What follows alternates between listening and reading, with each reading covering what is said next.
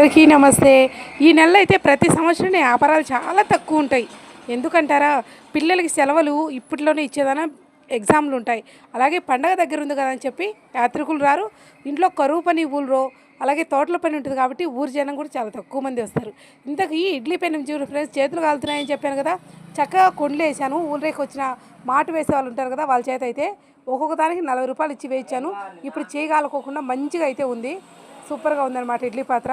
అయితే మీ అందరికీ ఒకటి చెప్తున్నా, మా ఆయన ఫోన్ ఎప్పుడు ఛార్జింగ్ ఉండదు. ఏందన్నా ఎప్పుడు పెడతావు ఛార్జింగ్ అని ఒక అన్న అడుగుతున్నాడు. నాన్న, మీలాగా అమ్మ నాన్న సంపాదించిన ఆస్తులుండి రిచ్ ఫోన్ కొనలేం. మేము ఎప్పుడో యూట్యూబ్ పెట్టినప్పుడు 5,000 పెట్టి సెకండ్ హ్యాండ్లో తీసుకున్నాం. ఆ తర్వాత అది మెకానికల్కి రిపేర్ ఇస్తే చిన్న మచ్చ వచ్చిందని ఫోన్ అయితే కెమెరా పాల్గొట్టి రోత పెట్టించి ఇచ్చారు ఫోన్ని. ఇంకా ఫోన్ పక్కన పెట్టి మాకైతే మా ఆయన 16 రోజులు 20 రోజులు పట్టింది నాకు ఫోన్ కొట్టించేరికి. 20 రోజులు అసలు వీడియో అప్లోడ్ చేయకపోవడం వల్ల నా మోల్టేజ్ని అయితే 6 నెలలు వెనుకబడిపోయింది ఆ పుణ్యాత్రం వల్ల. ఆ తర్వాత నాకైతే 16,000 పెట్టి అప్పట్లో ఫోన్ కొనిచ్చి మా ఆయన అయితే ఆ సెకండ్ హ్యాండ్ కెమెరా పనిచేయిందే వాడుతున్నాడు. రాత్రంతా ఛార్జింగ్ పెట్టిన జస్ట్ గంట అరగంట కన్నా ఎక్కువ ఉండట్లేదు. బ్రహ్మంగారి ఆరాధనకు మంచిగా వ్యాపారం జరిగితే మా ఆయన కూడా ఒక ఫోన్ కొనుక్కుంటాడు.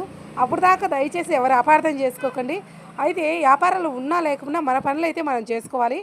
ఏ పని చేస్తున్నా నవ్వుతూ పని చేసుకుంటే ఏది కష్టం అనిపించదు. ఉన్నంతలో భార్యాభర్తలు సంతోషంగా ఉన్నాం. ఫస్ట్ టైం చూస్తే